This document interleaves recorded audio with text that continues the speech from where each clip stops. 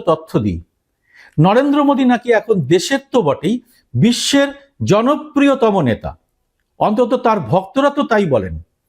তাই এবারের লোকসভায় তার বক্তব্য সংসদ টিভিতে কতজন দেখলেন? প্রথম দিনের হিসেব বলছে তা দেখেছেন 30,000 মানুষ, আর রাহুল গান্ধীর 1 লক্ষ, প্রিয়ঙ্কার 2 লক্ষ।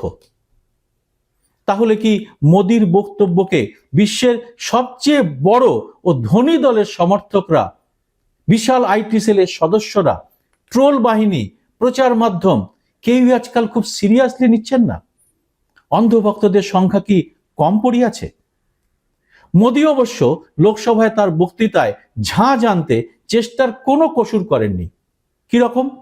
এবার তিনি যখন তার সংকল্পে পরিবারবাদ নির্মূল করতে চেয়েছেন, তখন তার দলের লোকরা টেবিল চাপড়ে হইচই ফেলে দিয়েছেন।